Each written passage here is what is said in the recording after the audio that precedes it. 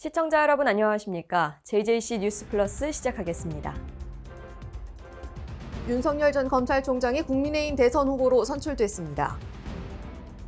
위드 코로나가 시행되고 저녁 약속과 연말 모임이 본격화되고 있습니다. 송파구가 사회적 경제장터 송사장을 개최했습니다. 평창군이 평창읍 도시재생대학을 개최했습니다. 여수시의 여순사건 기념관이 개관됐습니다. 국회 소식입니다. 윤석열 전 검찰총장이 내년 대선을 4개월여 앞두고 지난 5일 국민의힘 20대 대선 후보로 선출됐습니다.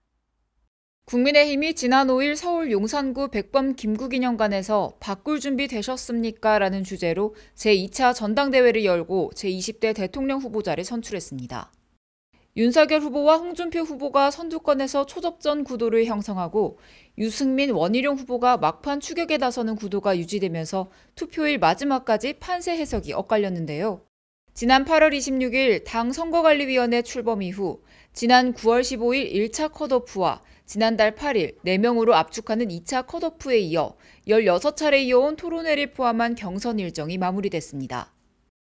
국민의힘 최종 대선 후보 경선은 당원 투표와 국민 여론조사 결과를 각 50%씩 반영해 원희룡, 유승민, 윤석열, 홍준표 후보 4명 가운데 최다 득표자를 당 대선 후보로 선출했습니다. 특히 이번 대선 경선의 당원 투표율은 최종 63.89%로 집계돼 역대 최고치를 찍었는데요. 당내 당원 투표에서는 윤석열 전 검찰총장이 앞설 가능성이 있다고 예측됐으며 국민 여론조사에서는 홍준표 의원이 당선될 가능성이 있다는 관측이 나왔습니다. 이러한 가운데 국민의힘 대선 후보자는 윤석열 후보로 결정됐습니다. 국민의힘 제20대 대통령 후보자로 최고 득표를 기록한 윤석열 후보가 선출되었음을 선포합니다. 이날 전당대회에서 이준석 당대표는 단 하나의 리더 아래 일사불란하게 대선을 준비할 것이라고 밝혔는데요. 저부터 그 후보를 따라서 일사불란하게 대통령 선거의 전장으로 뛰어가겠습니다. 오늘 선거 이후로 우리 국민의힘은 단 하나의 리더 아래 일사불란하게 대선을 준비할 것이고 그러면 우리는 필승합니다. 정권 교체를 열망하는 국민의 큰 지지와 격려로 여기까지 올 수 있었습니다. 이제 우리는 원팀입니다. 정권 교체의 대의 앞에 분열할 자유도 없습니다. 여러분과 함께 반드시 정권 교체를 이루겠습니다. 이로써 본선행 티켓을 거머쥔 국민의힘 윤석열 후보와 이재명 더불어민주당 대선 후보 간 본격적인 대결이 시작되며 국민의당 안철수 후보, 정의당 심상정 후보까지 더해져 대선 본격 레이스가 시작됩니다. 한편 국민의힘은 이날 전당대회를 마무리하며 선거대책위원회 체제로 전환했으며 더불어민주당과의 본선 대결에 본격적으로 착수했습니다. 위드 코로나가 시행되고 저녁 약속과 연말 모임이 본격화되고 있습니다. 이 가운데 확진자 수는 뚜렷하게 증가해 방역 우려도 함께 커지고 있습니다. 1일부터 단계적 일상회복인 위드 코로나가 시작되기에 앞서 중앙사고수습본부에서 열린 코로나19 단계적 일상회복 이행계획 공청회에서 방역 의료 분야 로드맵 초안을 공개했습니다. 첫 신종 코로나 확진자 발생 후 652일 만에 코로나19 이전의 일상을 되찾는 방향으로 전환하기로 결정했습니다. 국민 여러분의 방역수칙 준수와 적극적인 예방접종 참여 덕분에 11월 1일부터 단계적 일상 회복을 시작합니다. 단계적 일상 회복은 6주 간격으로 3단계에 걸쳐 시행될 예정입니다. 6주의 기간 중 4주는 운영 기간이고 남은 2주는 평가의 기간입니다. 확진자의 폭증 등 변수가 없다면 12월 13일 2단계, 2022년 1월 24일에는 3단계가 시행될 예정입니다. 하지만 단계적 일상회복으로 전환된 이후 회식이 부활하고 연말 모임이 본격화된 가운데 서울에서는 연일 1000명대 안팎의 코로나19 확진자가 나오면서 병상 가동률이 빠른 속도로 올라가고 있는 상황입니다. 사망자 역시 역대 최다 규모로 발생하고 있습니다. 단계적 일상회복 전환 이전 서울 지역의 확진자 수는 지난달 26일부터 1일까지 600에서 700명을 유지했으나 위드 코로나 전환 직후인 이달 2일 1,004명, 3일 696명을 기록하며 증가세를 보이고 있습니다. 감염병 전담병원의 병상 가동률은 70%를 넘어설 전망이지만 방역당국은 의료체계의 대응 여력은 현재 안정적이라는 입장을 밝혔습니다. 하지만 현재 확산세가 지속될 경우 한계가 있을 것이란 전망도 나오고 있습니다. 이에 지난 5일 정부는 증가 가능한 확진자를 선제 대응하기 위해 병상 확보에 주력하겠다고 밝혔습니다. 앞으로 정부는 확진자 증가에 대비하여 오늘부터 수도권의 의료기관을 대상으로 추가적인 병상 확보를 위해서 행정명령을 시행합니다. 행정명령을 통해서 준중증 환자 치료병상 402개와 중등증 환자를 위한 간병 전담병원 692개소를 확충토록 하겠습니다. 하지만 전문가들은 위드 코로나 시작이 겨울철과 할로윈데이 등 연말 연시 모임과 맞물리면서 확진자 수가 급증할 수 있다며 위험한 겨울을 경고했습니다. 정부가 발표한 단계적 일상회복의 1차 시행 이후 평가를 통해 2, 3차 개편을 진행하겠다고 예고한 만큼 1차 시행을 우선 지켜봐야 할 것입니다. 이어서 수도권 소식입니다. 송파구가 송파혁신 교육지구와 함께하는 송파쌤 교육 박람회를 개최했습니다. 이번 박람회는 민관 학이 함께 소통하고 다양한 맞춤형 교육을 지원하는 혁신교육지구와 송파쌤의 지난 사업 성과를 돌아보고 미래 방향을 모색하기 위해 마련됐는데요. 줌을 통해 쌍방향으로 축제를 즐기고 온라인 유튜브 생중계를 통해 전국의 교육 관계자와 함께 참여할 수 있는 행사로 진행됐습니다. 특히 2일차에 열린 우리마을 교육토론회에서는 학교, 학부모, 마을 청소년 등 다양한 교육 주체들이 교육에 대한 진단과 미래 발전 방향을 논의하는 시간을 가졌습니다. 송파구가 사회적 경제장터 송사장을 개최했습니다. 송파구가 코로나19로 어려움을 겪고 있는 사회적 경제기업들의 판로를 지원하기 위해 송파 사회적 경제장터 송사장을 올림픽공원 내 스포츠 산업 종합지원센터에서 개최했습니다. 18개의 사회적 경제기업이 참가해 친환경 제품, 수공예품, 생활용품 등 사회적 경제기업의 특성을 살린 다양하고 의미 있는 제품이 선보였으며 방문객들이 사회적 경제기업에 대해 알게 되고 친근하게 다가갈 수 있는 계기가 됐습니다. 마포구에서 1인 가구 마포 청년 지원 프로젝트 사업을 실시합니다. 마포구는 1인 가구 마포 청년 지원 프로젝트를 실시합니다. 이 프로젝트는 마포구에서 위탁 운영하고 있는 서울청년센터 마포 오락을 통해 진행하며 1인 가구 생활 편의 물품 지원, 1인 가구 집공간 정리 지원, 1인 여성 가구 집수리 지원 총 3가지 사업을 진행합니다. 1인 가구 생활 편의 물품 지원 사업은 인공지능 스피커, 스마트 콘센트, 따릉이 6개월 정기 이용권을 100명에게 제공하고 1인 가구 집공간 정리 지원 사업은 공간 정리 전문 컨설팅 회사인 스페이스 함께가 효율적 정리 방법을 알려주는 서비스로서 25명의 1인 가구 청년 집으로 찾아갈 예정입니다. 마지막으로 1인 여성 가구 집수리 지원 사업은 집수리 전문 업체인 도움 집달을 이용할 수 있도록 최대 10만 원까지 100명을 대상으로 지급합니다. 신청 방법, 선발 방식 등 자세한 내용은 서울청년센터 마포오랑 공식 블로그를 참조하기 바랍니다. 의왕시청이 1993년 9월 개청 이후 28년 만에 증축했습니다. 이번 증축은 최근 도시개발 사업 등으로 인한 인구수 증가에 따른 행정수요 증대와 적정 규모의 사무공간 확보를 위해 진행된 것인데요. 총 사업비는 약 100억 원으로 지상 2층 행정동과 의회동, 지상 1층 필로티 주차장을 배치했습니다. 증축된 행정동에는 외청의 환경과, 공원 녹지과와 본청의 자치행정과, 기업지원과, 도시재생과 5개의 부서가 이전을 완료했으며 의회동은 민원상담실, 회의실 등으로 사용됩니다. 의왕시는 청사 증축으로 사무공간 부족을 해소하고 외부 시설에 분산된 서비스를 시청 내로 배치하는 만큼 민원인의 업무 편익이 증진되고 양질의 서비스를 제공할 것으로 기대하고 있습니다. 김상돈 시장은 시 청사 면적 확충과 공무원들의 근무 환경 개선을 통해 시민들에게 더 나은 행정 서비스를 제공할 것이라고 말했습니다. 다음은 광역시 소식입니다. 유럽을 출장 중인 허태정 대전시장이 세계 지방정부연합 UCLG 유럽 지역본부 사무총장과 만나 UCLG 대전 총회 성공 개최를 위한 글로벌 홍보 활동을 펼쳤습니다. 허태정 대전시장이 국제외교의 중심지 벨기에 브뤼셀에 위치한 UCLG 유럽 지역본부를 방문해 프레데릭 사무총장과 2022년 10월 개최되는 2022 UCLG 대전총회의 성공적인 개최를 위한 다양한 의견을 나눴습니다. 이날 허 시장은 과학과 국제외교, 한류문화도시인 대전을 소개하고 UCLG 유럽회원 도시의 한국 총회 참여를 위한 홍보 협력 방안에 대해 논의했으며 유럽 지역 본부의 적극적인 협력을 확인했습니다. 또한 프레데릭 사무총장은 2022 UCLG 대전총회가 코로나 이후 처음 개최되는 만큼 포스트 코로나 시대의 새로운 국제적 도시외교는 물론 대한민국의 문화를 이해하는 큰 기회가 될 것으로 기대한다고 밝혔습니다. 대전시가 내장형 동물 등록 지원 범위를 확대합니다. 지난 7월 대전시 소의사회와 업무 협약을 체결하고 내장형 동물 등록 지원 사업을 추진하고 있는 대전시가 10월 25일부터 신규 등록까지 지원 범위를 확대합니다.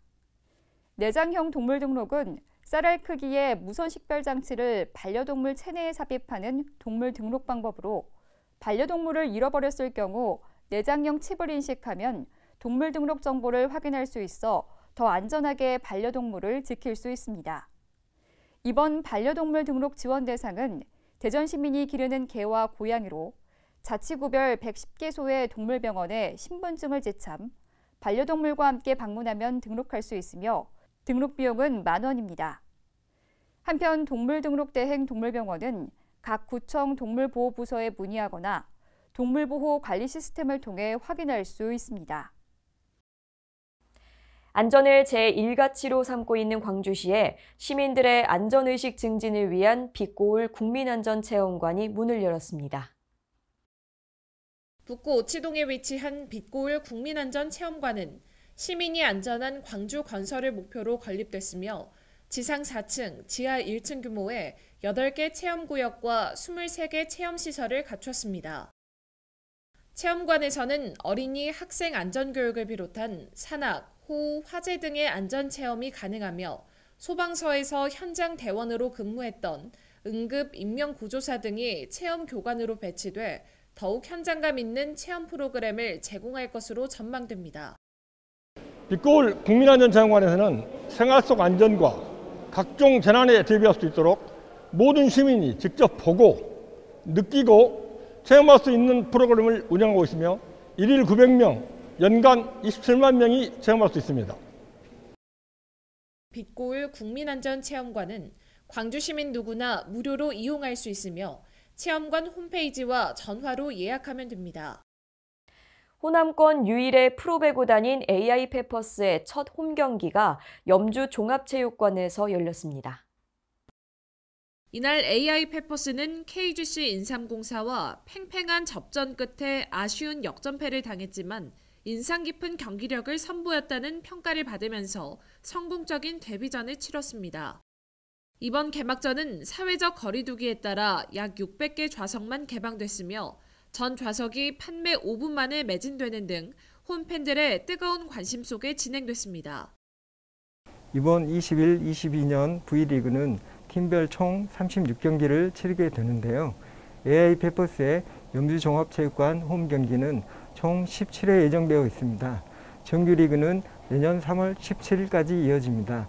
AI 페퍼스가 좋은 경기를 펼칠 수 있도록 앞으로도 많은 관심과 응원을 부탁드립니다. 한편 광주시는 원활한 경기 진행과 시민들의 관람 편의를 위해 지난 8월부터 AI 페퍼스의 홈구장인 염주 종합체육관 시설을 확충했으며 정규리그 종료 후 추가 개선할 계획입니다. 계속해서 강원도 소식입니다. 평창군은 도시재생을 통한 군민 행복 실현을 위해서 평창읍 도시재생대학을 개최했습니다.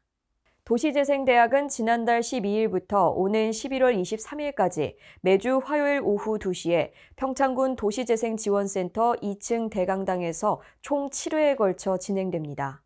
평창읍 도시재생 활성화 구역 내에 거주하거나 상업에 종사하는 주민 및 기타 지역 내마을 만들기 활동 등에 관심이 있는 주민들을 대상으로 운영됩니다. 지난 26일에는 평창문화원 대표 향토연구사가 평창읍 시가지 형성과 공간구조 변화, 평창의 역사문화 자원, 평창읍 근현대 역사의 주요 사건과 관련된 내용으로 강의를 진행했습니다. 횡성군이 정례브리핑을 열고 앞들 2지구 도시개발 사업과 3.1광장 경관 조성 사업 추진 계획을 밝혔습니다.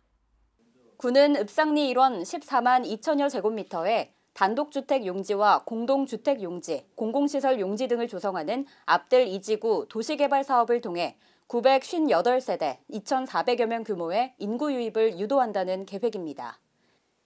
2026년 착공 예정으로 현재 행정 절차 이행과 사업 방식에 대한 주민 의견 수렴 등을 추진하고 있습니다. 횡성 3.1광장 경관 조성 사업은 3.1광장 교통선 부분에 횡성의 역사와 미래가 공존하는 조형물을 설치하고 주변 노후된 버스 승강장을 3.1광장이란 특징을 살린 승강장으로 교체합니다.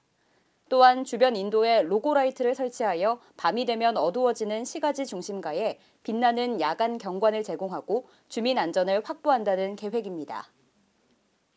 계속해서 충청도 소식입니다. 명실상부한 국제대회로 발돋움하고 있는 2021 온라인 세계 무예 마스터십이 지난 2일 폐회식을 끝으로 마무리됐습니다. 그동안 개최지가 충북에만 머물러 왔는데 오늘 2023년 몽골에서 첫 청소년 대회를 열기로 했습니다. 세계인이 무예로 하나 되어 뜨거운 승부를 펼쳤던 2021 온라인 세계 무예 마스터십이 5일간의 여정을 마치고 대단원의 막을 내렸습니다. 최초의 온라인 종합경기대회로 치러진 이번 대회에는 팬데믹으로 단절된 국제 교류를 온라인으로 연결시켰습니다. 특히 포스트 코로나 시대에도 국제 스포츠 대회의 개최 환경을 마련했다는 평가를 받았습니다. 폐회식에서 백성일 WMC 사무총장은 코로나19 장기화로 수많은 국제대회가 연기되거나 취소되는 악조건 속에서 이번 대회는 새로운 경기 방식을 만들어냈다고 강조했습니다.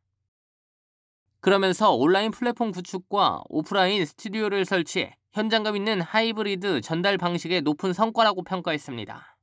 폐회식에서는 종목별 엔딩 영상으로 개최국 한국 무예인들의 영상 메시지와 함께 내년 대회를 기약했습니다. 한편 세계무예 마스터십위원회는 지난달 28일 청주에서 제6차 총회를 열고 2023년 세계 청소년 무예 마스터십 개최지로 몽골을 확정했습니다. 지난달 유치 의향서를 제출한 몽골은 바틀과 하딜트마 전 대통령이 참석해 울란바토르에서 개최할 대회 성공을 위해 물심양면으로 지원하겠다고 설명했습니다. 무예 마스터십 대회에 참가한 선수들과 임원들은 2023 울란바토르 세계 청소년 무예 마스터십 개최가 확정된 것을 축하하며 온라인에서 축하 메시지를 채우기도 했습니다. 이어서 경상도 소식입니다. 양산시 도심공원 3곳에 설치된 정크아트가 동심을 자극하는 새 볼거리로 화제를 모으고 있습니다. 양산시가 최근 물금 수학체험공원, 동면 석산근린공원, 서창 명동공원 등 도심공원 3곳에 높이 5m 안팎의 정크아트 작품 3점을 설치했습니다. 정크아트는 폐기물을 활용해 만든 예술작품으로 수학체험공원과 석산근린공원에는 영화 트랜스포머 시리즈에 등장한 변신 로봇 정찰병 범블비와 악역 메가트론이 각각 5m의 높이로 설치돼 있습니다. 명동공원에는 4.6m 높이의 익룡이 용의 비상이란 제목으로 선을 보이고 있습니다. 이는 정크 아티스트인 김우철 작가 작품으로 양산시가 코로나19에 지친 시민들에게 새로운 볼거리를 제공하고 특히 어린이들에게 꿈과 희망을 심어주고자 내년 1월까지 임대 설치했습니다. 양산시는 폐기물 재활용의 중요성을 일깨우는 계기도 될 것으로 기대하며 정크아트에 대한 시민 호응도를 분석해 전시 확대 여부 등을 검토할 계획입니다. 동해라는 큰 자원을 안고 있는 포항시는 바다와 함께 환동의 중심 도시로 성장하고 있는데요. 2021 포항 해양관광산업 포럼에서는 해양자원의 활용과 보전에 대해 논의했습니다. 포항시는 27일 2021 포항 해양관광산업 포럼을 개최했습니다. 이번 포럼은 바다에서 찾아낸 포항의 비전과 과제라는 주제로 포스트 코로나 시대를 맞이해 해양 레저 관광 활성화 및 해양 환경 보전 방안을 마련하기 위해 열렸습니다. 포럼에서는 국내 해양 관광 산업 관계자, 학계 전문가 등의 의견을 들으며 다양하게 변화하는 해양 관광 트렌드에 맞는 관광객 유입 방안을 모색했습니다. 또 시는 유튜브 생중계를 통해 호미반도 국가해양정원 조성 사업이 진행될 호미곤면과 구룡포, 동해면, 장기면 지역 주민들에게 사업 내용에 대해 설명하고 주민들의 궁금증을 해소했습니다. 한편 포항시는 환동의 글로벌 해양 관광 도시로 성장하기 위해 차별화된 해양 관광 프로그램 발굴 및 육성에 본격 나설 계획입니다. 다음은 전라도 소식입니다. 동백꽃섬 오동도의 여순 사건의 진실을 알리기 위한 여순 사건 기념관이 개관됐습니다. 여순 사건 기념관에는 여순 사건의 전개 과정, 특별법 제정에 관련된 6개의 아카이브 샌드아트로 보여주는 여순 사건 영상 등이 전시되고 있습니다. 또한 여순 사건 발발에서부터 특별법이 제정되기까지를 영상으로 담은 여순 사건 영상관도 함께 전시되는 등 다양한 콘텐츠를 통해 여순 사건의 진실을 만날 수 있습니다. 무주군 태권도원 일원의 태권 어드벤처 체험시설이 마련됐습니다. 전북 무주군 설천면 태권도원 일원의 태권도를 주제로 한 태권 어드벤처 체험시설이 마련됐습니다. 무주군에 따르면 태권도원 주변 관광 활성화를 위해 태권도 품새 이름을 딴 8개 코스, 70종의 체험 모험시설이 설치된 태권 어드벤처를 조성했습니다.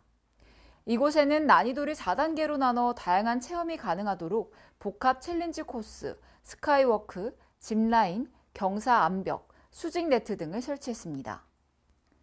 이형재 무주군 관광진흥과장은 시범 운영에 참여한 공무원을 대상으로 한 설문에서 제기된 문제점이나 건의사항을 철저히 분석 보완해 내년부터 관광객들을 안전하게 모시겠다고 말했습니다. 남원 지리산 허브밸리에서는 그라스, 국화 등과 함께하는 가을 조경이 전시되고 있는데요. 다양한 색깔의 국화 덕분에 아름다운 자연이 연출됐습니다. 전북 남원시 지리산 허브밸리의 가을 조경이 가을을 더욱 아름답게 연출해주고 있습니다.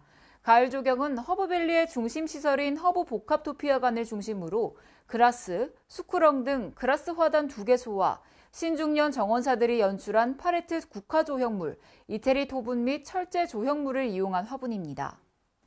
아울러 지난달 지리산 환생전에 전시됐던 설치미술 2개 작품도 설치됐으며 주말에는 식물체험 및 노래가 있는 해설 프로그램도 운영한다는 방침입니다. 시 관계자는 지리산 허브밸리는 수목과 정원 중심의 감성적인 자연정원으로 변화에 집중하고 있으며 자연과 식물을 소재로 하는 전시와 콘텐츠를 지속 확대해 나갈 예정이라고 말했습니다.